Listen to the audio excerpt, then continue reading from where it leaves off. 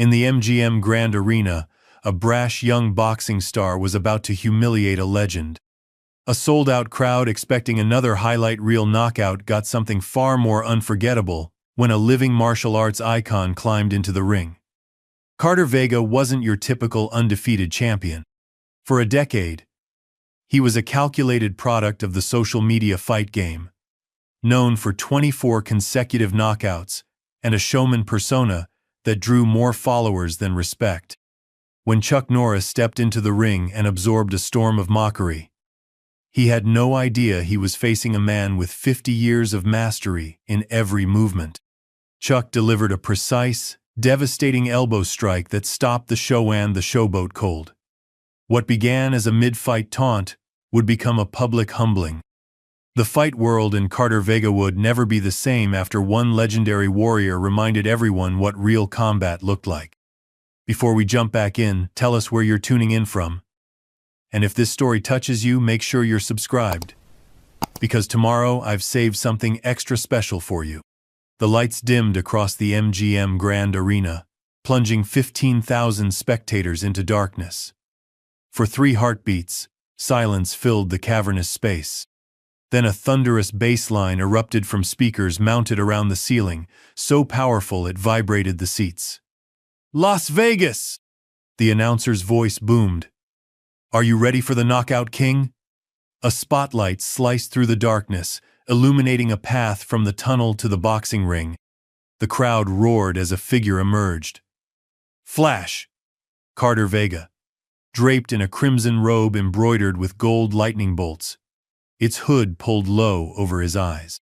Behind him followed Devin D. Train Marks, Carter's hype man, filming every step with a professional camera rig while shouting encouragement. "That's right. 23-0. 23 knockouts. Show 'em who's king, Flash." Carter strutted slowly down the illuminated path, deliberately pausing to pose for cameras. Phones lit up the darkness like fireflies as fans scrambled to capture his entrance. At 24 years old, with bronze skin, a chiseled jawline, and the confidence of someone who had never tasted defeat, Carter had built his reputation as much on Instagram as in the ring. "Look at this entrance," Elena L. McKenna commented from the broadcast booth, her voice carrying across televisions worldwide. For those just tuning in, Carter Flash Vega isn't just here to box, he's here to perform. 23 consecutive knockouts have made him boxing's most marketable young star. Though some critics say his competition has been carefully selected. L's broadcasting partner chuckled nervously. "Let's not take anything away from the Flash, L. 23 knockouts is 23 knockouts." "Absolutely," L agreed, though her tone suggested otherwise. The former women's welterweight champion had been cut from a different cloth, all discipline and no flash. But tonight's opponent might have something to say about that streak. Carter reached the ring and climbed the steps, finally dropping his hood to reveal a grin that seemed permanently affixed to his face. He bounced from foot to foot, shadowboxing for the cameras as D-Train captured every angle. The audience ate it up, a mixture of cheers and boos filling the arena. In modern boxing, being divisive was more profitable than being beloved. "Flash says he's got a special surprise planned for tonight," L's co-commentator added. "Whatever that means." L's response was measured. "Let's hope it's his boxing that does the talking." As the spotlight on Carter intensified, few noticed the understated entrance of his opponent. Amir Delgado walked to the ring without music, without entourage, just a simple black robe and a determined expression. At 37, with salt and pepper at his temples and scars above both eyebrows, Amir was a living textbook of the sport. Not a champion, but respected the kind of journeyman fighter who had faced everyone, beaten many, and never embarrassed himself. Entering the ring, the veteran of 73 professional bouts, with a record of 49 wins, 23 losses, and 1 draw. Amir. The technician Delgado. Scattered applause greeted Amir, most enthusiastically from older fans who remembered when boxing was about the sweet science rather than social media followers. Amir acknowledged them with a slight nod, his face betraying nothing, as he climbed into the ring and stood in his corner, eyes closed in meditation. Delgado represents old-school boxing, El commented. No frills, no gimmicks. But his last 3 losses came by decision against younger fighters. Speed becomes the enemy of age in this sport. In the VIP section, just beyond the ringside press area, sat a figure who embodied that sentiment more than most. Chuck Norris, martial arts legend and cultural icon, watched quietly from the shadows. At 84, he still carried himself with straight-back dignity. His beard, now silver-white, framed a face that had aged but somehow maintained the same intensity in his eyes. Steady, patient gaze that had seen fights across 6 decades. Chuck wasn't here for spectacle. He had come to support a former student who had fought earlier that evening, a promising young kickboxer who had won her bout with the discipline and respect Chuck had instilled. He had planned to leave after her fight, but something about the main event had made him stay. Perhaps it was curiosity about this new generation of fighters who seemed to value showmanship over substance. The arena lights came up as both men stood in their corners. Carter removed his robe with theatrical flourish, revealing a physique that belonged on magazine covers, every muscle defined, every movement calculated for maximum visual impact. D-Train circled him, camera raised, still filming. Get his face when they announce his name, Carter instructed, speaking through his mouth guard. That oh shit moment when he realizes what's coming. D-Train nodded, positioning himself for the shot. Across the ring, Amir's robe came off without ceremony. His body told a different story, functional muscle, marked with the scars and asymmetries of a career spent fighting anyone, anywhere. Not perfect, but dangerous. He studied Carter, with the calculating eyes of someone who had seen every trick, every feint, every showboat in the business. The referee called both men to center ring for instructions. Carter swaggered forward, already bouncing, already performing. Amir walked deliberately, hands at his sides. All right, gentlemen. We went over the rules in the dressing room. I want a clean fight. Protect yourselves at all times. Obey my commands at all times. Touch gloves. Return to your corners. Carter raised his gloves, but as Amir reached to touch them, Carter pulled back with a wink. Too slow, old man. A ripple of discomfort moved through the crowd. Amir's expression never changed. He simply turned and walked back to his corner. That was unnecessary, Elle commented, disapproval evident in her voice. Sportsmanship still matters in this game. The bell rang, and Carter exploded from his corner like a sprinter off blocks. He circled Amir, popping quick jabs that snapped the veteran's head back. Each landed punch drew cheers from Carter's supporters, who made up the vocal majority of the crowd. Amir absorbed the first flurry, then began timing Carter's movements, catching jabs on his gloves, looking for patterns. Carter was fast, blindingly so, but Amir had survived this long by reading fighters' tendencies. Near the end of the first round, Amir timed a jab and countered with a short right that caught Carter flush on the cheek. It wasn't devastating, but it was clean. Carter's head rocked back, and for an instant, surprise flashed across his face. Nice shot from Delgado, Elle called out. First clean punch of the fight.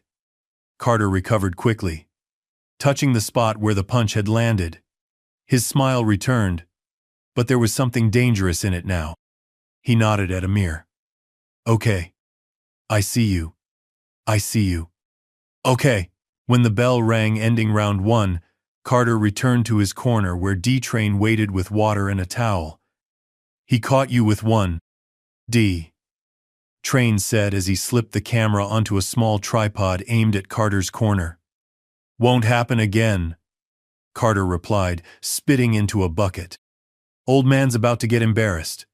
Start recording the knockdown for the highlight reel. In the opposite corner, Amir sat quietly as his cutman checked for damage. There was none yet. Amir's trainer leaned close. He's fast, but predictable, looking to land the right hook after the double jab. Watch for it. Amir nodded, saying nothing. He had seen it too. In the broadcast booth, El was reviewing the opening round. Vega dominated most of that round with his speed. But Delgado isn't intimidated. That counter right showed he's still dangerous if Vega gets careless. The bell for round 2, and Carter emerged even more aggressive. His combinations came in blinding succession jab-jab hook, jab cross uppercut textbook combinations thrown with exceptional speed. Amir covered up, blocking most, but some were getting through. A cut opened above his left eye, small but troublesome. Midway through the round, Carter backed Amir against the ropes and unleashed a barrage. The older fighter covered, weathering the storm. But Carter's youth and conditioning were taking their toll. When Amir tried to circle away, Carter cut him off, then theatrically beckoned to the crowd before throwing another combination. Showboating now? El commented. Vega looking to make a statement. In the VIP section, Chuck Norris watched impassively. His face revealed nothing, but his eyes tracked every movement, assessing, analyzing. He saw what many didn't, the subtle mistakes in Carter's footwork, the openings his showmanship created, the lack of respect for an opponent who deserved better. As round 2 ended, the crowd was fully behind Carter. He played to them, raising his arms before returning to his corner. Amir, breathing heavily now, moved slowly back to his stool. He's finding a home for that right hand. Train said, filming Carter between rounds. You're making him look old. Carter nodded, barely winded. Next round we end this. Make sure you get his face when he goes down. The bell for round 3, and both men met at center ring again. This time, Carter didn't immediately attack. Instead, he circled, taunting. Come on, old man. Show me something. Amir didn't respond to the taunt. He pressed forward methodically, cutting off the ring, forcing Carter to engage rather than dance. When Carter threw a jab, Amir slipped it and landed a hard body shot that made the younger fighter wince. Nice work by Delgado, El commented, investing in body work that could pay dividends later. Carter responded with a lightning combination that backed Amir up. Another exchange, and another. The pace was furious. Amir landed another body shot, but Carter caught him with a counterhook that staggered the veteran. Vega hurt him there, El's co-commentator shouted. Carter sensed it too. He pressed forward, throwing combinations with bad intentions. Amir covered, retreated, tried to clear his head. Carter pursued relentlessly, finally cornering him and unleashing a devastating flurry jab, cross, hook, uppercut. The last punch caught Amir perfectly on the chin, and his legs betrayed him. Amir Delgado fell to the canvas, as if his bones had suddenly dissolved. The crowd erupted. Carter immediately began parading around the ring, arms raised, playing to the audience before the referee had even begun his count. D-Train leapt onto the ring apron, camera trained on the fallen Amir. 1, 2, 3. The referee counted as Amir tried to gather himself. Carter strutted to a neutral corner, bouncing on his toes, already celebrating. His eyes scanned the crowd, soaking in their adulation. That's when he noticed Chuck Norris, sitting quietly in the VIP section, not cheering, not booing, just watching with that legendary intensity. Something sparked in Carter's mind. An opportunity. 4, 5, 6. Amir rolled onto his hands and knees, shaking his head to clear it. The referee continued counting. 7, 8. By sheer force of will, Amir pulled himself up using the ropes, steadying himself. The referee checked his eyes. Are you good to continue?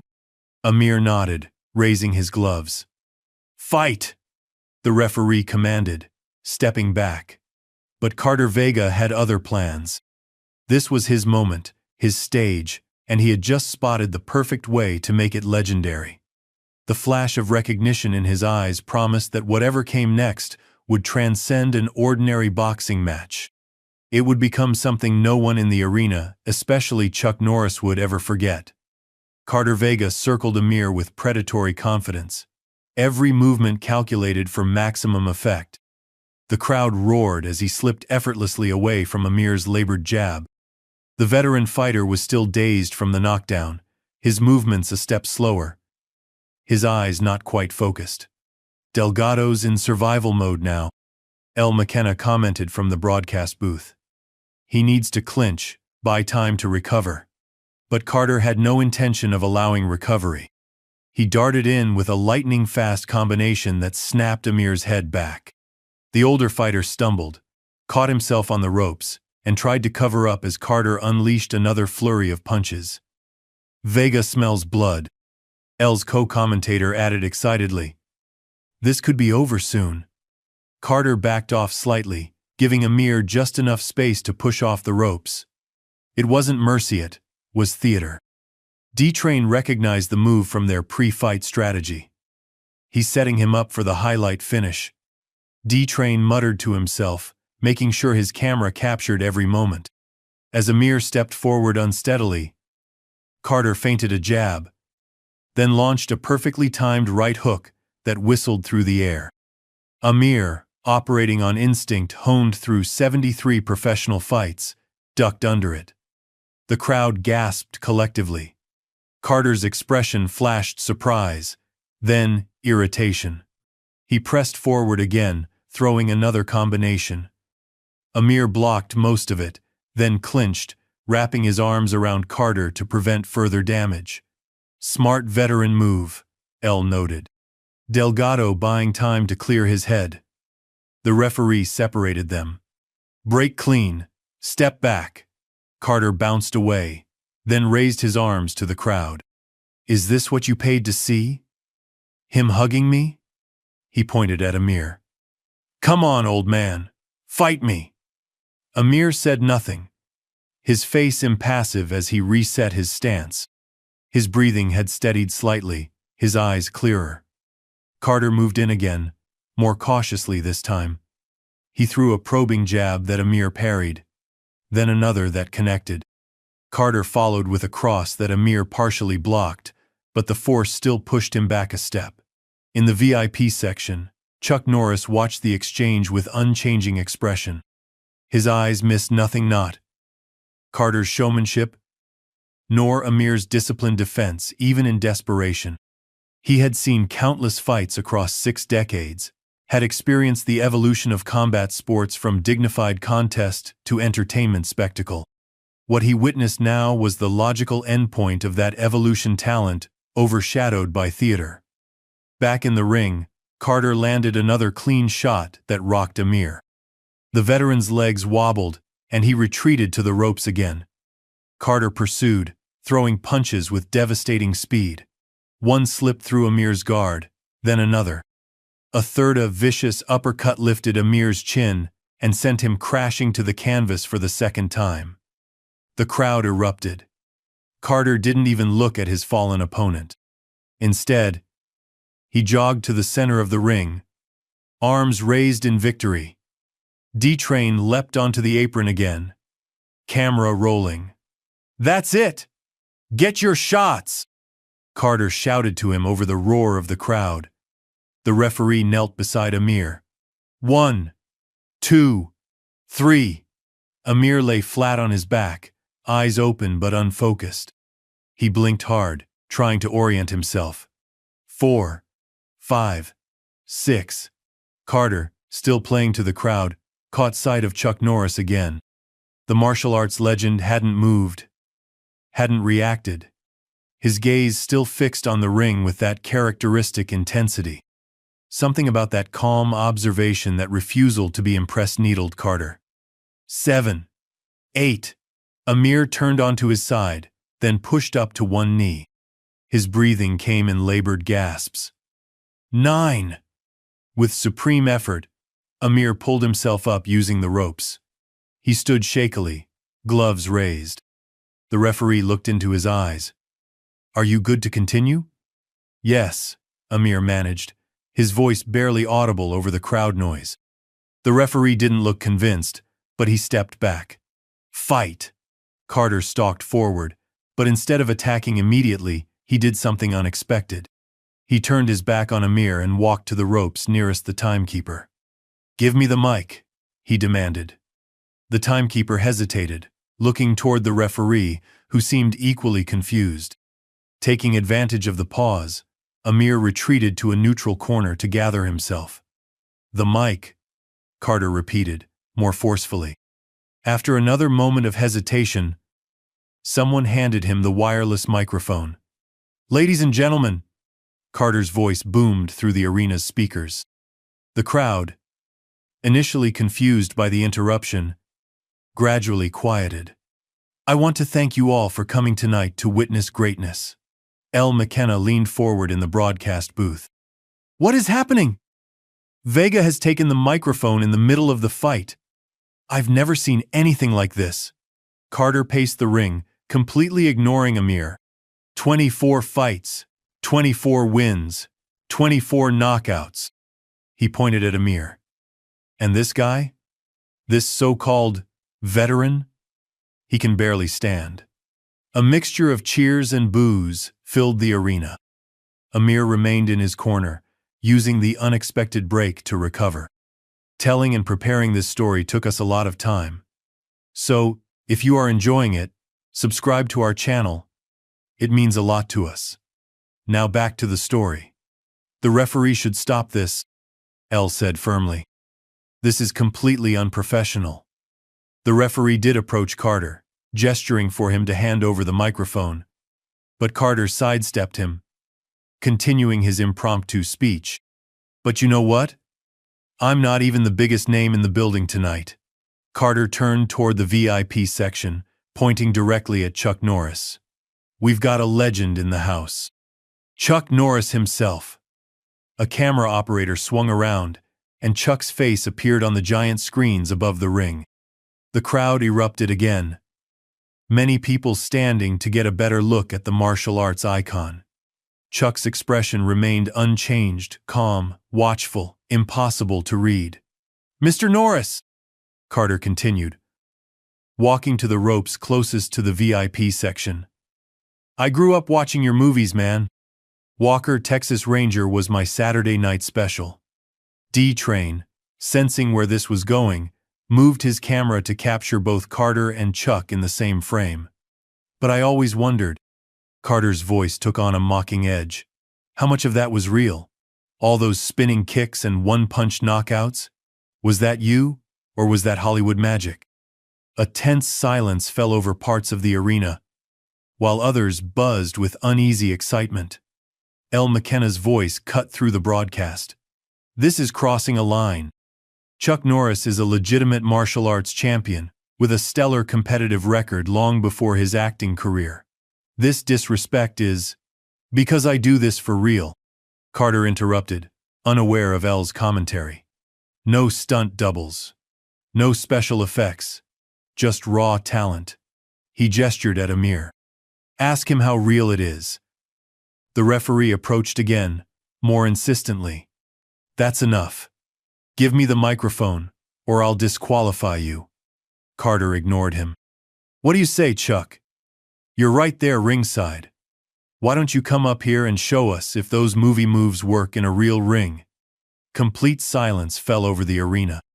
Every eye turned to Chuck Norris, who had not shifted his position. At 84, with decades of martial arts mastery behind him, the proposition was absurd. Even in his prime, Chuck had been a kickboxer and karate champion, not a boxer. If I'm being honest, Carter continued, his voice echoing in the silence, I think you're just another guy who got famous pretending to be tough. Half the kids watching me right now don't even know who you are except from internet memes. D-Train's camera caught the exact moment, Something changed in Chuck's eyes, not anger, not offense, but a subtle shift in focus. It was the look of someone who had just made a decision. In the broadcast booth, L. McKenna had heard enough. This is disgraceful. Chuck Norris is a legitimate martial arts pioneer who competed at the highest levels before his film career. He's won numerous championships and... A stir in the VIP section cut off her commentary. Chuck Norris had stood up. The crowd reacted instantly. A wave of noise washing over the arena. Phones came up by the hundreds, everyone trying to capture the moment. Carter, still holding the microphone, watched with a growing smile as Chuck, dressed in a simple black button-up shirt and jeans, made his way toward the ringside area. "Oh snap! He's actually coming," Carter announced, excitement and mockery mingling in his voice. "Chuck Norris is coming to the ring, folks." D-Train panned his camera back and forth between Chuck and Carter, his hands slightly unsteady for the first time that night. "Yo, this is gonna break the internet," he said, half to himself. The referee, realizing he had completely lost control of the situation, looked toward the Nevada Athletic Commission officials at ringside for guidance. They appeared equally bewildered. Amir Delgado, still in his corner, watched Chuck's approach with a mix of disbelief and strangely relief. Something in his expression suggested he wasn't unhappy to see this turn of events. Chuck reached the ring steps with unhurried, deliberate movements. Security personnel, uncertain whether to stop him, stepped aside after a moment's hesitation. A hush fell over the crowd as Chuck climbed the steps and ducked between the ropes, entering the boxing ring with the same quiet dignity with which he had stood from his seat. Carter, suddenly aware that his stunt had worked better than he could have imagined, handed the microphone to the referee and turned to face Chuck. "Well, look at that." The legend himself decided to join us. Carter's voice carried even without the microphone. He spread his arms wide. "Welcome to my world, Mr. Norris." Chuck said nothing. He simply stood near the ropes, hands at his sides, regarding Carter with that same steady gaze. "The commission needs to stop this immediately," L insisted from the broadcast booth. "This is completely outside the rules and potentially dangerous." But no one seemed eager to intervene. The crowd was on its feet, collective breath held, witnessing something unprecedented. Carter, feeding off the energy, moved toward Chuck with the swagger that had become his trademark. He stopped just beyond arm's reach, close enough that the cameras could capture them in the same frame, but far enough to maintain control of the space. "So, what's the plan, Chuck?" Carter taunted, loud enough for the front rows to hear. "You gonna roundhouse kick me like in the movies? Maybe do one of those 1-inch punches?" Chuck remained silent, his posture relaxed but alert. Despite his age, he stood straight, his presence filling the ring with unexpected gravity. "Come on, say something," Carter prodded, slightly unnerved by Chuck's silence. "The people want to hear from the legend." When Chuck finally spoke, his voice was calm, measured, carrying no further than Carter needed to hear it. "Young man, there's a difference between being a fighter and being a warrior." Carter blinked, momentarily thrown off by the response. "What's that supposed to mean?" "A fighter seeks victory," Chuck continued in the same steady tone. "A warrior seeks growth." Carter's cocky smile returned. "Well, I've got 24 victories. How's that for growth?" Chuck shook his head slightly, not in judgment but in observation. Victory without humility is just noise. Something in those words, or perhaps in the quiet authority with which they were delivered, touched a nerve. Carter's smile tightened. "Save the fortune cookie wisdom, old man. This is boxing, not philosophy class." He gestured to Amir, still watching from his corner. "Ask him if what I did to him was just noise." Chuck's gaze never wavered. "You're talented. No one disputes that.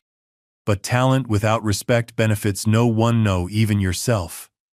Carter's patience was wearing thin. This wasn't going as planned.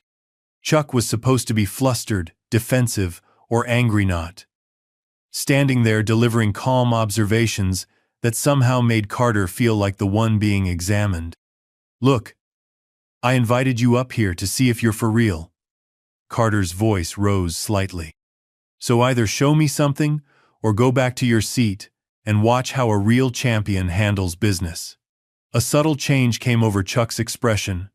Not anger, but focus. He considered Carter for a moment, then glanced at Amir Delgado, who offered an almost imperceptible nod. "If a demonstration is what you need," Chuck said quietly, "then perhaps that's what you'll get." The arena fell silent as Chuck took a single step forward. The air in the MGM Grand Arena crackled with tension as Chuck Norris took that singular, deliberate step toward Carter Vega. 15,000 spectators held their collective breath. In the front rows, phones captured every moment in high definition, though no recording could fully convey the electric anticipation that filled the space. Chuck stood perfectly centered, his posture neither aggressive nor defensive, simply present. The overhead lights caught the silver of his beard and the unwavering focus in his eyes. At 84, his body carried the inevitable marks of age. Yet he moved with the fluid economy of someone for whom movement had been a lifelong discipline. Carter, momentarily taken aback by Chuck's approach, recovered his bravado with a performative chuckle. He glanced toward D-Train, ensuring the camera was capturing everything, then shifted his weight to a more theatrical fighting stance. "So the legend wants to throw down," he announced, loud enough for the front rows to hear. "I guess those old bones still have some fight in them." In the broadcast booth, Elle McKenna leaned forward. Professional detachment temporarily abandoned. "This is unprecedented," she said, her voice tense. "We're witnessing Chuck Norris, an actual martial arts pioneer and cultural icon, standing in a professional boxing ring with one of the sport's most controversial young stars. The Nevada Athletic Commission officials appear to be conferring, but no one has moved to stop this, whatever this is." Her co-commentator seemed equally stunned.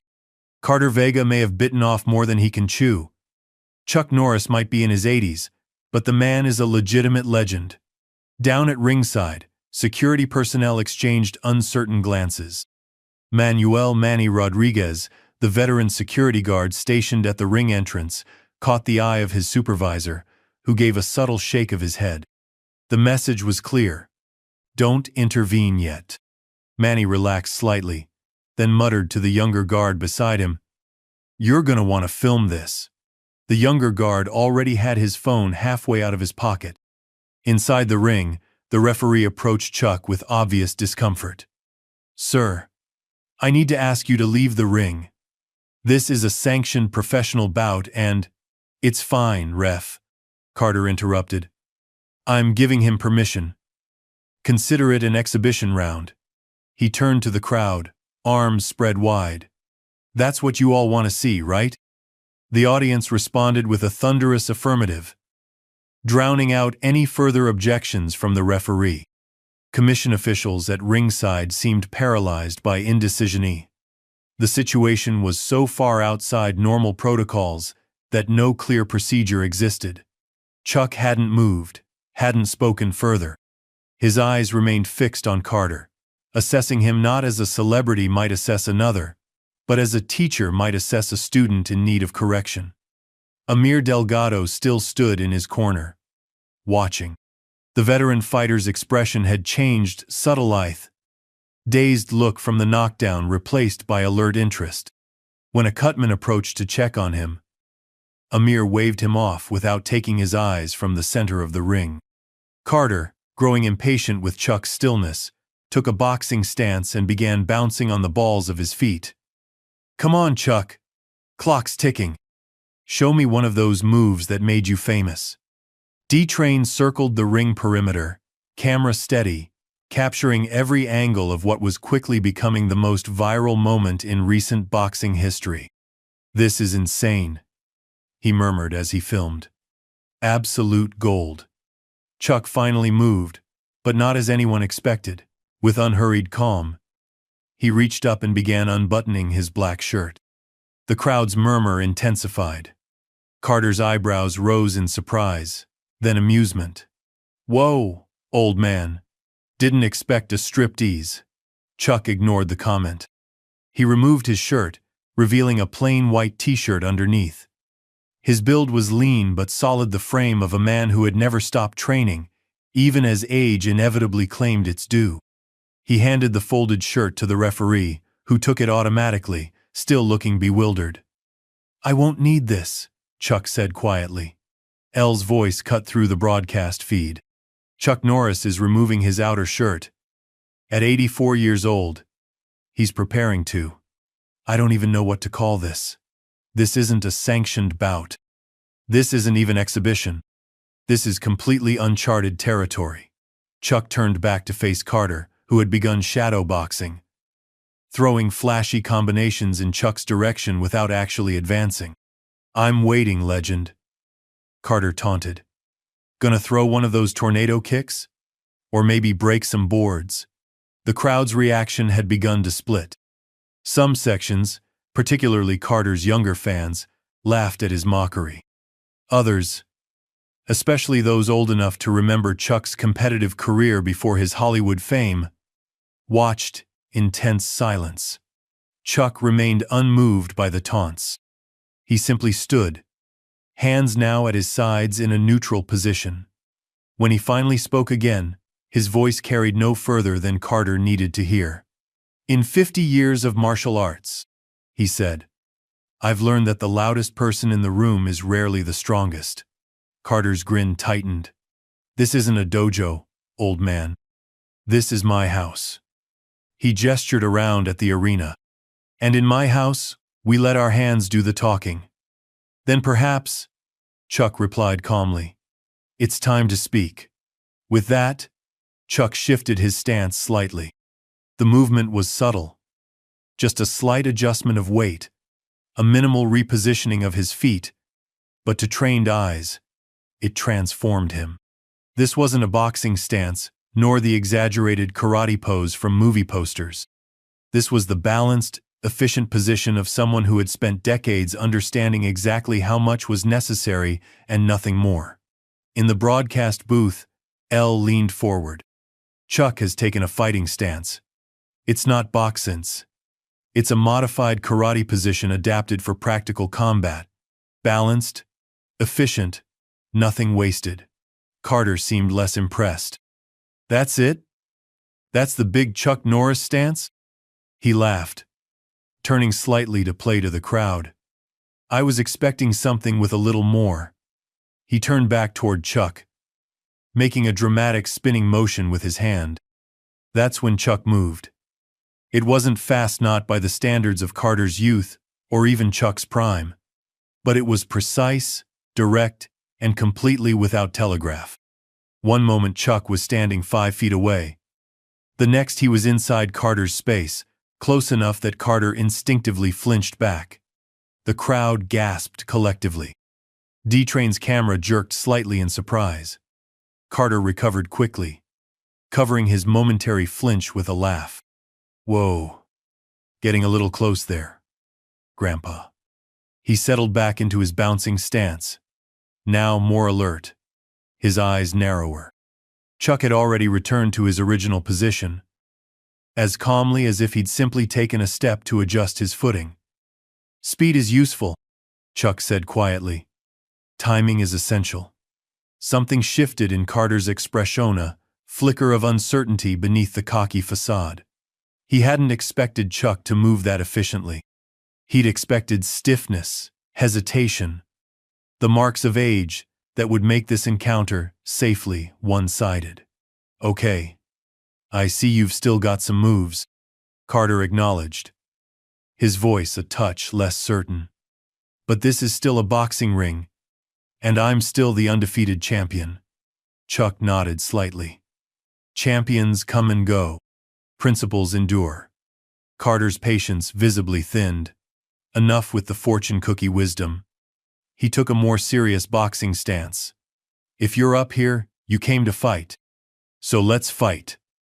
In the corner, Amir Delgado watched with increasing interest.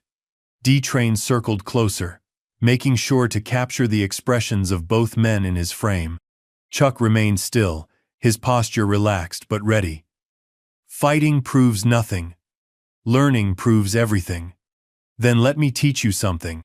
Carter snapped, genuine irritation now breaking through his performer's mask.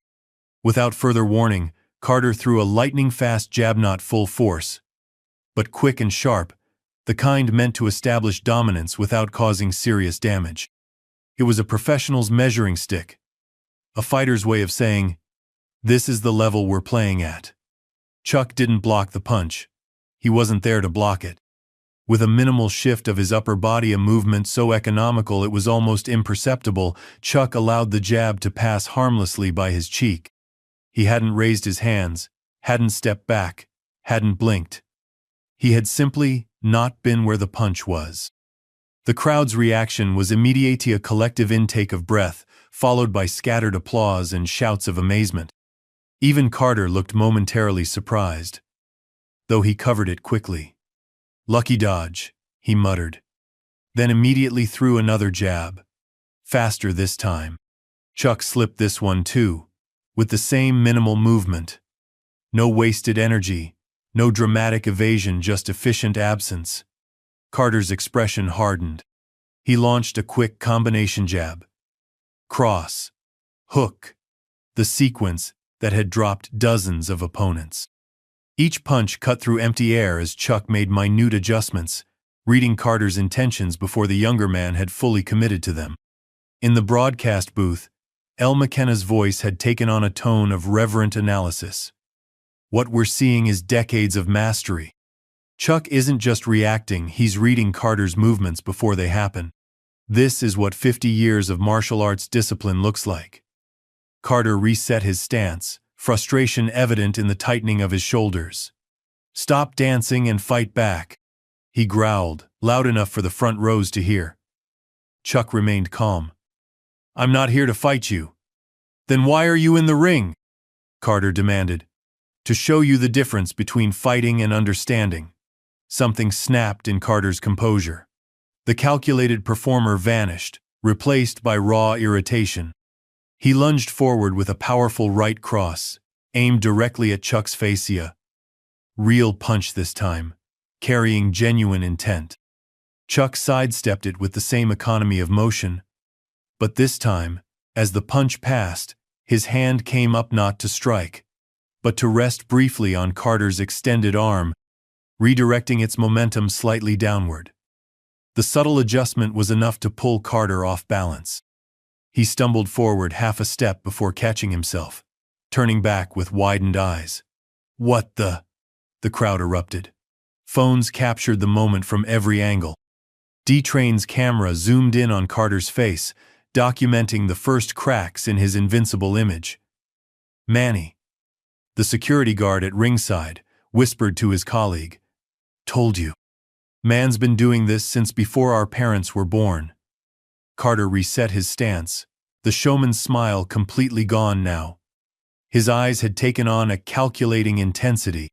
He circled Chuck more cautiously, measuring distance. "Okay, old man. I get it. You've got some moves." His voice had dropped, becoming more serious. "But this is still my house." Chuck remained centered, watching Carter without apparent concern. "A house built on spectacle has a weak foundation." The comment struck deeper than Carter expected. His next combination came with genuine intention: cross, uppercut, hook thrown with professional precision and speed. Each strike flowed into the next, creating a seamless offensive sequence that had overwhelmed every previous opponent. Chuck's response was a masterclass in economy. He slipped the jab, parried the cross with a subtle touch that directed it past his shoulder, dipped slightly under the uppercut, and redirected the hook with another gentle touch to Carter's wrist. The entire exchange happened in less than 2 seconds. But to those with trained eyes like El McKenna and Amir Delgado, revealed worlds. Incredible. Elle breathed into her microphone. Chuck Norris is demonstrating the fundamental truth of martial arts, that precision and understanding trump raw power and speed. Carter's punches aren't even coming close. The crowd sensed it too. The atmosphere had shifted from carnival curiosity to something approaching reverence. Even Carter's most vocal supporters had fallen quiet, witnessing something they hadn't expected, not an old man embarrassing himself, but a master revealing what decades of true discipline looked like. Carter backed up a step, reassessing. Sweat had begun to bead on his forehead despite the minimal exertion. Something about Chuck's calm was more unnerving than any aggression would have been. "Why won't you throw a punch?" Carter demanded. Genuine confusion mixing with his frustration. "That's what everyone's waiting for." Chuck's expression remained unchanged. "I'm not here for them. I'm here for you." "For me?" Carter scoffed. "What's that supposed to mean?" "You called me into this ring," Chuck replied. "Not for a fight, for a lesson." Carter's face flushed. "I don't need lessons from a has-been." "Yet here you are," Chuck observed quietly. "Learning one anyway." Something dangerous flashed in Carter's eyes. He glanced briefly toward Amir, still watching from the corner, then at the referee, who stood uncertainly at the edge of the action. Finally, he looked at D-Train, who gave him a subtle nod of encouragement. Carter's showman instincts resurfaced. He turned to play to the crowd. "Well, folks, it looks like the legend doesn't want to throw a punch. Maybe those old bones are too brittle. Or maybe," he turned back to Chuck, voice hardening, "maybe the legend was just smoke and mirrors all along." He approached Chuck again, this time with deliberate swagger. "Last chance, Mr. Norris. Show these people something real, or admit you're just a guy who got famous playing pretend." The arena had gone completely silent. Even the commission officials had stopped their urgent conference, arrested by the drama unfolding in the ring. Chuck studied Carter for a long moment. When he finally spoke, his voice carried a hint of something new, not anger, but clarity of purpose. "Young man, real strength doesn't need to announce itself." With that, Chuck shifted his stance, slight another minimal adjustment that transformed his presence from passive to prepared. He raised his hands for the first time, not in a boxing guard or theatrical martial arts pose, but in the practical, efficient position of someone who had faced real combat. The crowd sensed the change immediately. A wave of anticipation rolled through the arena as phones lifted higher. No one wanting to miss what might come next. Carter recognized it too. His expression flickered between satisfaction at having provoked a response and a new, subtle wariness. "Finally," he said, settling into his boxing stance. "Let's see what the legend's really made of." In the broadcast booth, Elle McKenna leaned forward, professional detachment abandoned. Chuck Norris has taken a combat stance. After absorbing Carter's taunts with remarkable patience, something has shifted. "We may be about to witness." She didn't finish her thought. Carter had already launched forward with explosive speed, throwing a textbook combination aimed at ending the confrontation decisively: jab, cross, hook, all delivered with championship precision. What happened next seemed to unfold in slow motion for those watching. Chuck didn't retreat. He stepped forward, into the attack, his movements fluid yet precise. The jab was diverted with a subtle brush of his left hand. The cross was redirected past his right shoulder. As the hook came around, Chuck slipped inside Carter's guard with the timing of someone who had seen a million punches over 50 years. And then the moment everyone had been waiting for, Chuck Norris threw a strike of his own. It wasn't flashy. It wasn't theatrical. It contained none of the dramatic spinning kicks or flying techniques from his films. Instead, it was something far more authentic: a short, precise counter elbow that slipped between Carter's extended arms and connected solidly with the young boxer's sternum. The impact wasn't visually spectacular, but its effect was immediate. Carter's forward momentum stopped cold. His eyes widened in shock more than pain. He took one stumbling step backward, then another, his guard dropping as he struggled to process what had just happened. Chuck had already reset to his neutral stance, hands returning to his sides, expression unchanged. He hadn't followed up, hadn't pressed his advantage in. Strike had been sufficient to make his point. The arena exploded. 15,000 voices rose in a collective roar of amazement. D-Train's camera captured it all.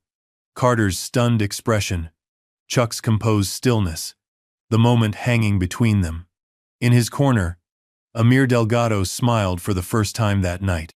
El McKenna's voice cut through the broadcast feed, pitched with controlled excitement. Chuck Norris just delivered a textbook Counter-Strike short elbow that stopped Carter Vega in his tracks. Not flashy, not theatrical, just fundamentally perfect technique. This is why he's a legend, folks. Not because of movies, but because of this. Carter had regained his balance. One hand instinctively pressed to his sternum. The cocky smile was gone, replaced by genuine disbelief. He stared at Chuck as if seeing him for the first time. "What? How did you?" he began, unable to formulate a complete thought. Chuck regarded him calmly. 50 years of discipline teaches more than 24 fights for show. The words landed harder than the elbow had. Carter's face flushed with a complex mixture of emotions, embarrassment, anger, confusion, and something less definable. For perhaps the first time in his professional career, he found himself completely without performance, stripped to authenticity by a single, perfectly timed counter. The referee approached cautiously, sensing the confrontation had reached a turning point. "Gentlemen, I think we should." "No," Carter interrupted, his voice changed. "We're not done." He reset his stance, eyes fixed on Chuck with new intensity. The showman had vanished entirely, replaced by something more genuine, a fighter facing something he didn't understand but needed to. Chuck observed the change with quiet approval. "Now, you're present," he said softly. Carter didn't respond with words. Instead, he advanced again, but differently, more measured, more focused. His next combination came not from a place of mockery or performance, but from genuine competitive spirit. Chuck met it with the same efficiency. But now, there was a subtle shift in the exchange. It had transformed from confrontation to conversation. The dialogue of movement between generations, between approaches, between philosophies. For 30 seconds that felt like an eternity to those watching. Carter Vega, the undefeated sensation, and Chuck Norris, the aging legend, engaged in a purist's exchange of technique. No taunts, no showboating, just the essence of combat distilled to its fundamentals. And in that half-minute, something profound happened. Carter began to adapt. His movements became more economical, his attacks more thoughtful. He wasn't winning. Chuck's decades of experience still gave him an insurmountable edge, but he was learning, evolving in real time. The crowd sensed it too. The raucous cheering had given way to something approaching reverence, the atmosphere electric with witness significance. Finally, after one last exchange where Carter's jab was once again redirected past its target, Chuck stepped back and lowered his hands. "That's enough," he said simply. Carter, breathing hard more from intensity than exertion, paused. For a moment, it seemed he might press the attack, unwilling to accept the conclusion. But something in Chuck's steady gaze stopped him. He lowered his hands slowly, uncertainty written across his features. "Why stop now?" he asked, genuine confusion in his voice. "Because the lesson is complete," Chuck replied. "Whether you accept it is your choice." The arena hung in suspended animation. 15,000 spectators collectively holding their breath. D-Train's camera panned between the two men, capturing the moment of silent reckoning between them. In that electric pause, Chuck Norris turned, and walked calmly toward the ropes, every movement containing the same measured dignity with which he had entered. Carter Vega stood motionless in the center of the ring, the brash conqueror suddenly adrift, watching as the legend prepared to exit as quietly as he had arrived. What happened next would determine whether this moment became merely a viral curiosity or something of lasting significance, just for Carter's career, but for his understanding of what it truly meant to be strong. As Chuck Norris reached the ropes, the MGM Grand Arena remained suspended in breathless anticipation. 15,000 spectators watched, phones raised, capturing what had already become an unprecedented moment in boxing history. "We're not finished," Carter Vega called out, his voice stripped of its earlier mockery, carrying genuine conviction instead. Chuck paused, then turned slowly to face the young boxer once more. In the broadcast booth, El McKenna leaned forward. "Carter Vega isn't letting this go. After being effectively schooled by Chuck Norris, he's calling for more. This isn't about showmanship anymore. We're seeing something much more primal." Chuck regarded Carter with steady eyes. "What more do you need to understand?" "I need to know this was real," Carter replied, voice raw with authenticity. "No lucky counters. No old man tricks. I need the real Chuck Norris." A collective intake of breath swept through the crowd. D-Train circled to capture both men in his frame, his earlier enthusiasm for viral content replaced by documentarian instinct. This was history unfolding. Chuck nodded slightly. "Very well." He returned to the center of the ring with unhurried confidence. The plain white t-shirt he wore stood in stark contrast to Carter's designer boxing shorts emblazoned with lightning bolts and sponsor logos. "Final round," Chuck said quietly. "No performance, just truth." Carter nodded, settling into his stance. Gone were the theatrical bouncing and exaggerated movements that had become his trademark. His guard was high and tight, feet positioned with practical purpose. For perhaps the first time in his professional career, Carter Vega approached combat as a student rather than a star. In his corner, Amir Delgado watched with growing interest, recognizing the rare moment when a talented fighter encounters something that challenges not just their technique, but their entire understanding of combat. Chuck assumed his stance balanced, economical, nothing wasted. The differences between them were stark. Carter, young and powerful, built for explosive offense. Chuck, weathered but poised, shaped by decades of refining what worked and discarding what didn't. They circled each other, the rhythm entirely different from earlier exchanges.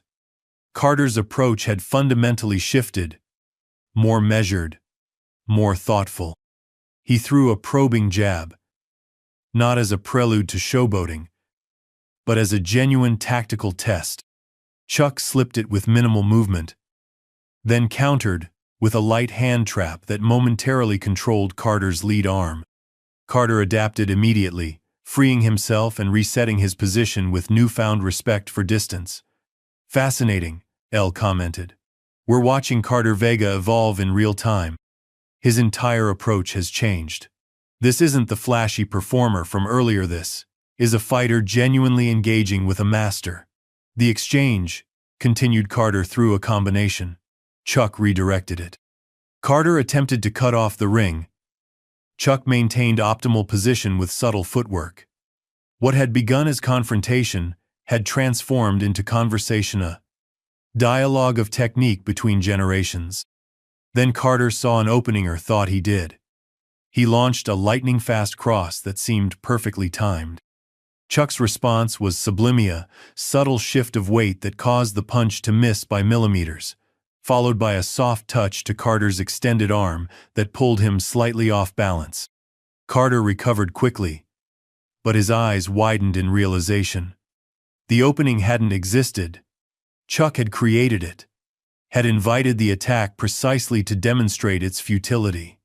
"That's not possible," Carter muttered, resetting his stance. "It's not about speed," Chuck replied calmly. "It's about understanding." Something shifted in Carter's expression: frustration, giving way to a more complex emotion. He attacked again, this time with a sequence of punches thrown with championship technique.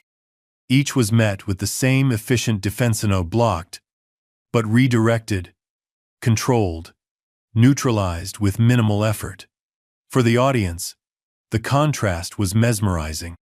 Carter's movements, though technically excellent, suddenly seemed excessive, full of unnecessary motion and wasted energy, compared to Chuck's economical responses. What we're seeing, Elle explained, is the difference between someone who trained to win fights and someone who spent a lifetime mastering the fundamentals of combat itself. Carter's breathing quickened, not from physical exertion but from mounting frustration. He launched another combination, putting everything into a sequence that had demolished previous opponents. Chuck's response remained consistent: efficient deflections, subtle redirections, control without aggression. "Fight back!" Carter finally demanded, genuine emotion breaking through. "Actually hit me." Chuck shook his head slightly. "This isn't about hitting. It's about understanding." "Understanding what?" Carter's voice rose in frustration. "The difference between fighting and mastery." Carter's patience broke. With a wordless sound of frustration, he launched himself forward, abandoning technique for raw aggression. His punches came faster, harder, driven by something deeper than professional ambition, the primal need to prove himself against an unassailable standard. Chuck's expression never changed. His defense remained consistent, economical, precise, frustratingly effective. He absorbed Carter's assault not with counter-aggression but with calm control, neutralizing each attack without apparent effort. After 30 seconds of sustained assault that landed nothing significant, Carter stepped back, breathing hard, frustration evident in every line of his body. "How?" he demanded between breaths. "How is this possible?" Chuck regarded him steadily. "You're fighting me. I'm not fighting you. What does that even mean?" Carter's voice cracked slightly with genuine emotion. "It means you're trying to impose your will. I'm simply responding to what is." The philosophical answer seemed to push Carter over some internal edge. His next attack came from a place beyond calculation: pure emotional release, channeled into physical form. He charged forward, throwing a haymaker that carried every ounce of his frustration and wounded pride. Chuck didn't retreat from the haymaker. He stepped into it not to counter, but to control. His left hand came up in a simple deflection that redirected the massive punch just past his cheek. At the same time, his right hand gently trapped Carter's extended arm at the wrist. The movement created a momentary opening in Carter's defense. Chuck delivered another precision elbow, not to the sternum this time, but to Carter's upper chest, just below the collarbone. The strike wasn't powerful by conventional standards. It didn't need to be. Its timing and placement were perfect, catching Carter at the exact moment his balance was compromised by his own momentum. Carter staggered backward, more surprised than hurt. His guard dropped instinctively as he tried to regain his footing. In that moment of vulnerability, Chuck delivered a final technique, a lightning-fast palm heel that stopped just short of Carter's face, freezing an inch from his nose. The arena went completely silent. Carter stood frozen, eyes crossed slightly as he focused on the hand hovering before his face. Chuck held the position for one deliberate second, then slowly lowered his hand and stepped back. The message was unmistakable. "I could have ended this at any moment." "Unbelievable," Elle whispered into her microphone. "What we just witnessed was the difference between winning fights and understanding fighting itself." Carter remained motionless, his expression a complex mixture of emotion: shock, embarrassment, and something that might have been the beginning of understanding. Chuck reset to his neutral stance. "Do you see now?" Carter didn't answer immediately. He looked down at his gloved hands as if seeing them for the first time, then around at the silent arena, at the thousands of phones recording his moment of humbling. "How did you know?" he finally asked, his voice quiet. Everything I was going to do. Every punch. Every move. How? 50 years of watching people try to prove themselves teaches you to see the person behind the technique. Carter absorbed this. His brow furrowed in thought. I've never. No one has ever made me feel vulnerable. Chuck finished for him. That's where growth begins. Something shifted in Carter's eyes, a complex emotion that couldn't be easily defined. For perhaps the first time in his professional career, he found himself without words, without performance, confronted by something his usual tools couldn't overcome. Remember this feeling? Chuck said quietly. Not the embarrassment that will pass. Remember what it felt like to encounter something beyond your understanding. That's the beginning of wisdom. With that, Chuck turned and walked calmly toward the ropes. This time, Carter made no move to stop him. He stood in the center of the ring, still processing what had happened. What it meant, the beginning of a journey that would transform not just his fighting, but his entire understanding of strength. The MGM Grand Arena buzzed with electrified energy. 15,000 spectators remained on their feet, phones raised high, capturing the extraordinary aftermath of what had just occurred. Social media platforms flooded with clips of the encounter, comment sections exploding with reactions ranging from disbelief to reverence. Carter Vega stood alone in the center of the ring, his usual entourage momentarily forgotten. The referee hovered nearby, uncertain how to proceed in this unprecedented situation. Commission officials conferred urgently at ringside, their rulebook rendered useless by events that had no precedent in sanctioned boxing. In the broadcast booth, Elle McKenna struggled to provide context for what millions of viewers had just witnessed. For those just joining us, we've experienced something truly historic tonight, she began, her professional composure slightly strained by genuine emotion. What began as an ill-advised taunt by Carter Vega toward martial arts legend Chuck Norris evolved into, I'm not even sure what to call it. Not a fight, not an exhibition, but a profound demonstration of the difference between athletic prowess and true martial mastery. Down in the VIP section, Chuck Norris sat quietly, having returned to his seat with the same unassuming dignity with which he had left it. He declined comment to nearby reporters who had rushed over, offering only a polite shake of his head. Unlike Carter, Chuck had no interest in the spotlight, never had. Even at the height of his fame. D-Train approached the ring apron, camera still rolling but his earlier excitement replaced by something more subdued. Carter, he called, his voice unusually gentle. You okay, man? Carter didn't immediately respond. He stared at the canvas, gloves at his sides, sweat glistening on his shoulders. When he finally looked up, his expression was unrecognizable to those who knew him best, stripped of its performative confidence, naked with a vulnerability he had never before revealed publicly. I don't know, he answered quietly. The referee approached again, more insistently this time.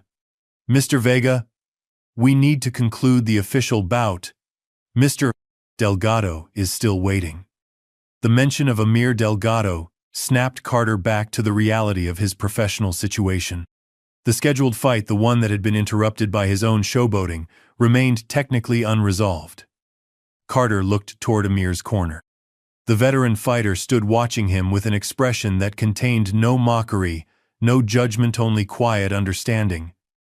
Their eyes met across the ring, and something unspoken passed between them. After a moment, Carter nodded and walked toward the referee. End it, he said simply. Technical knockout, Delgado wins. A murmur of surprise rippled through the crowd. D-Train lowered his camera slightly in shock. Are you sure? The referee asked, equally surprised. You were ahead on the cards. We could resume. No, Carter interrupted firmly. It's his win. I forfeited when I stopped fighting him and started. Whatever that was. He gestured vaguely toward the VIP section where Chuck sat. The referee studied him for a moment, then nodded. He took Carter's wrist, raised Amir's hand, and announced, "The winner by technical knockout, Amir the Technician Delgado." The crowd's reaction was mixed surprise, confusion, scattered applause that gradually built as the significance of Carter's decision registered. He had voluntarily surrendered his perfect record, his undefeated streak. For a fighter whose brand had been built on dominance, it was an unprecedented act. "Extraordinary," El commented. "Carter Vega has just conceded the fight to Amir Delgado, ending his undefeated streak. After what transpired with Chuck Norris, it seems Vega is making a statement about sportsmanship and respect that few would have expected from him." Carter approached Amir at center ring. The older fighter regarded him with quiet dignity. Extending his gloved hand, Carter took it. And instead of the perfunctory touch typical after fights, he pulled Amir into a brief embrace. "I'm sorry," he said. The words meant only for Amir. "For the disrespect. You deserved better." Amir nodded, genuine surprise in his eyes. "Thank you," he replied simply. As they separated, Carter glanced toward the VIP section where Chuck Norris sat watching. Their eyes met briefly across the distance. No words exchanged, no dramatic gestures, just a moment of silent acknowledgement. Carter turned away first, walking slowly to his corner where D-Train waited, camera still rolling but his expression uncharacteristically somber. "You good?" D-Train asked quietly. The persona of hype man, temporarily set aside. Carter took a deep breath. "No," he answered honestly. "But maybe that's okay." As his cornerman removed his gloves, Carter's gaze returned repeatedly to the VIP section. Chuck remained seated, watching without expression, neither celebratory nor judgmental, just present, as he had been throughout the encounter. In the broadcast booth, El McKenna was providing context for viewers trying to process the unprecedented sequence of events. "What we've witnessed tonight goes beyond the sport of boxing," she explained. Chuck Norris didn't just counter Carter Vega's technique, she countered his entire approach to combat. The lesson delivered wasn't about who could hit harder or move faster. It was about the foundation upon which true martial skill is built. Efficiency, timing, understanding. The arena remained in a state of collective processing. The usual post-fight exodus delayed as spectators lingered, discussing what they had seen, rewatching clips on their phones, reluctant to leave the scene of something historic. At ringside, reporters clamored for Chuck's attention, but he politely declined all requests for comment. This hadn't been about publicity for him, hadn't been about proving anything to anyone, except, perhaps, the young fighter who needed the lesson. Carter sat heavily on his stool, allowing his cutman to check him for injuries. There were none, at least none physical. The wounds inflicted had been to something deeper than tissue or bone. "What happens now?" D-Train asked, camera finally lowered. "With the streak broken, I mean." Carter stared at the canvas. "I don't know." He looked up, his expression unusually thoughtful. "Maybe something better." Across the ring, Amir Delgado was being interviewed by a ringside reporter. His responses were characteristically humble, focusing on his own performance rather than Carter's confrontation with Chuck. But when pressed about what he had witnessed, Amir offered a single, measured observation. "Sometimes the greatest victory is learning how much more there is to learn." The comment carried extra weight coming from a veteran who had spent decades in the sport, someone who understood the journey. Carter was just beginning. As the post-fight procedures continued around him, Carter's attention remained fixed on the VIP section. Chuck had risen from his seat and was making his way toward the exit, declining photo requests and interview attempts with polite nods. "I need to talk to him," Carter said suddenly, standing from his stool. D-Train looked surprised. "Now? You sure that's—" "Now," Carter confirmed, ducking under the ropes before anyone could stop him. He moved quickly through the ringside area, ignoring the clamor of reporters and fans trying to get his attention. Security personnel, uncertain whether to intervene, looked to their supervisors for guidance. Manny, the veteran guard, simply stepped aside. "Let him go," he instructed his colleagues quietly. Chuck had nearly reached the exit tunnel when Carter caught up to him. "Mr. Norris," he called. Chuck paused and turned. Up close. The age difference between them was stark. Carter in his physical prime at 24. Chuck, carrying his 84 years, with dignity, but undeniable effect. Yet in this moment, it was Carter who seemed uncertain, almost boyish in his approach. "I need to ask you something," Carter said, his voice stripped of its usual bravado. Chuck regarded him steadily. "Go ahead." Carter hesitated, aware of the phones recording from every angle, conscious that whatever happened next would become part of his public narrative. For once, he didn't care. "Why didn't you hurt me?" he asked simply. "You could have, several times. Why stop short?" Chuck's expression softened slightly. "Hurting you wasn't the point." "Then what was?" "To show you the difference between winning and understanding." Carter absorbed this, brow furrowed in genuine thought. "I've trained my whole life to be the best. Thousands of hours in the gym. Sparring. Conditioning. Technical work. How can what I know be so incomplete?" Something close to approval flickered in Chuck's eyes, not at Carter's humbling, but at his willingness to ask the question. "Because you trained to defeat opponents," Chuck replied. "I trained to master principles." "Could you teach me?" The question came impulsively, surprising even Carter himself. Chuck studied Carter for a long moment. "That depends on whether you're asking to learn how to win more effectively or to understand more deeply." Carter considered this distinction carefully. When he responded, his voice carried a sincerity that those who knew him best had rarely heard. "I think I need to understand what happened in that ring. It changed something. I don't know what yet, but I know it matters." 3 months after what the combat sports world now simply called the elbow, Carter Vega sat alone on a wooden bench in a modest training facility on the outskirts of Las Vegas. The space bore little resemblance to the high-tech, Instagram-friendly gym where he had prepared for his previous fights. No mirrors lined these walls. No sophisticated equipment filled the floor space.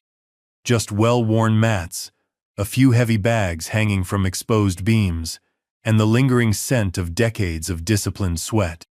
Carter wore plain black shorts and a gray t-shirt, no sponsor logos, no custom designs. He sat perfectly still, watching the door, waiting. The boxing world had spent the past 12 weeks processing the seismic shift that occurred that night at the MGM Grand. Carter had said nothing publicly since his uncharacteristically reflective press conference immediately following the event. His social media accounts, once updated multiple times daily, had gone silent. The door to the training facility opened. Chuck Norris entered alone, dressed in simple black pants and a white t-shirt. At 84, he moved with the deliberate economy that had so impressed viewers that night. He carried a small canvas bag that he set carefully on a wooden bench. Carter stood, resisting the urge to fill the silence with words. This, too, was new for him, the comfort with quiet, the patience to wait rather than perform. "You've been coming here every day for 2 weeks," Chuck observed. Carter nodded. "You said when I was ready to learn without an audience." "And are you?" Carter gestured around at the empty facility. No cameras, no entourage, no social media. Just me. Chuck studied him carefully, then nodded slightly. "Why do you want this?" "Because for the first time in my career, I encountered something real," Carter said simply. "Not hype, not image, not promotion. Just truth. I need to understand it better." What followed was unlike any training session Carter had ever experienced. For 2 hours, Chuck worked with him on basics so fundamental they seemed almost primitive compared to the sophisticated techniques Carter had mastered. How to stand, how to breathe, how to move weight from one foot to another without telegraphing intention. By the end, Carter was physically and mentally exhausted, not from exertion but from concentration. The intensity of focus required to break lifelong habits was more demanding than any conditioning workout he had ever done. "That's enough for today," Chuck said finally. Carter straightened, wiping sweat from his forehead. "When should I come back?" "When you've practiced what we covered today, until it no longer feels foreign." 6 months later, a video appeared online that sent shockwaves through the combat sports community. It contained no flashy graphics, no musical soundtrack, just raw footage of Carter training in that same modest facility. Gone was the theatrical bouncing, the exaggerated head movement, the camera-conscious presentation that had defined his previous training videos. In their place was something mesmerizing in its simplicity. Carter moving with a new economy, executing basic techniques with a precision that made them appear both elemental and profound. The video had not been posted by Carter or his team. It had been captured by another martial artist training at the facility. Within hours, it had millions of views and thousands of comments, many from seasoned fighters noting the remarkable transformation in Carter's movement quality. 2 days after the video appeared, Carter sat in the office of his longtime manager, Marcus Williamson. The walls were decorated with framed photos of Carter's previous victories and promotional posters from his biggest fights. "The board wants an answer," Marcus said, tapping a contract on his desk. "This comeback fight is perfect prime time slot. Opponent Taylor. Made for your style. We can frame the whole Chuck Norris incident as a learning experience. Use it to build a redemption narrative." Carter studied the contract without reaching for it. "And if I'm not interested in a narrative?" Marcus sighed. "Look, I get it. You had a profound experience. Chuck Norris showed you some next-level stuff. Use it. You can be even more dominant now. That's not why I'm training with him." "Then why are you?" "Because from a career perspective, you've been invisible for months." Carter leaned back. "I used to think fighting was about dominating an opponent, about being faster, stronger, more spectacular, about building a brand. That's the business we're in." "No," Carter replied quietly. "That's the business you're in. I'm discovering that real fighting is about something else entirely." "And what's that?" "Understanding. Not just techniques or strategies, but principles. Universal truths about movement, about intention, about human nature itself." Marcus studied him with concern. "What am I supposed to tell the board? That their star fighter is on a spiritual journey with no return date?" Carter smiled slightly. "Tell them I'm preparing for something different, something worth waiting for. 1 year to the day after. The elbow." Carter stood in the dressing room of a smaller Las Vegas venue typically used for martial arts competitions rather than high-profile boxing matches. Despite the deliberate lack of mainstream promotion, news had spread through martial arts circles that Carter Vega would be returning to public competition, not in a boxing match, but in an open rules demonstration against 3 different opponents, each representing a different combat discipline. No title at stake, no record to defend. Just a public demonstration of what a year of fundamental retraining had produced. And, in his corner, publicly acknowledged as his teacher, Chuck Norris. The crowd that filled the venue reflected the nature of the event, not the typical boxing audience there for spectacle, but practitioners and serious students of various martial arts, drawn by the opportunity to witness something authentic.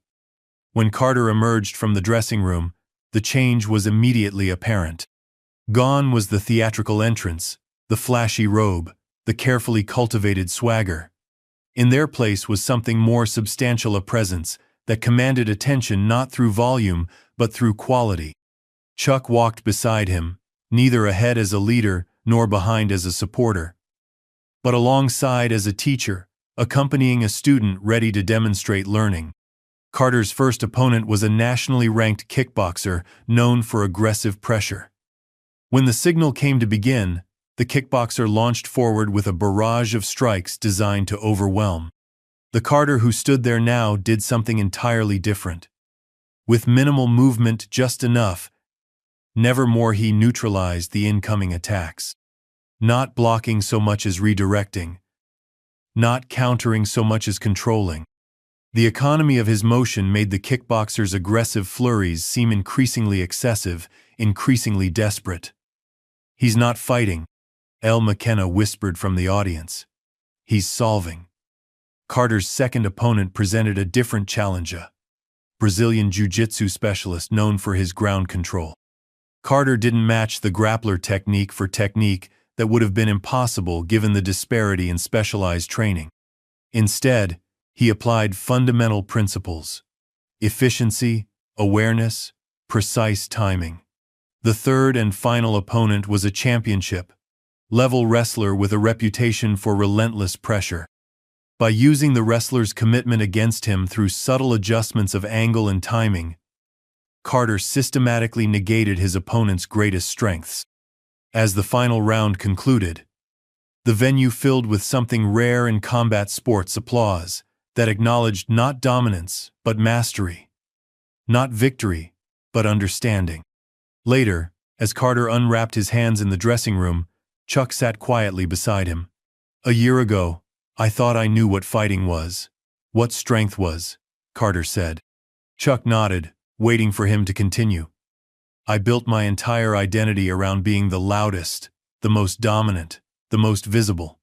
Carter looked down at his hands. "I confused attention with achievement." "And now?" Chuck asked. Carter considered the question carefully. "Now I understand that real strength doesn't need to announce itself. Real mastery isn't about dominating opponents' sights, about mastering principles." "The lesson wasn't in the elbow," Chuck said quietly. "The lesson was in what the elbow represented." "Truth," Carter replied. As they gathered their things to leave, Chuck placed a hand briefly on Carter's shoulder, a simple gesture of acknowledgement between teacher and student, between one generation and the next. Outside, reporters waited with questions about Carter's future plans, potential matchups, his competitive strategy. "Today wasn't about me," he said simply. "It was about principles that have existed for centuries, that will continue long after all of us are gone. I'm just beginning to understand them." A reporter pressed further. "But what about your boxing career, your championship prospects, your brand?" Carter smiled slightly. "A year ago, I invited Chuck Norris into the ring because I thought I had something to prove. What I didn't realize was that true strength doesn't need to prove itself, it simply exists, quiet and certain." In the quiet of the training hall later that evening, surrounded by the simple tools of a discipline older than any combat sport, Carter Vega found himself exactly where he needed to be. Not at the end of a journey, but at the beginning of one far more meaningful than anything that had come before. And in that beginning lay the truest strength of all, not the strength to dominate others, but the strength to master oneself. Up next, we have two more incredible stories that are waiting for you. Just click the image you want to watch, and it will take you there.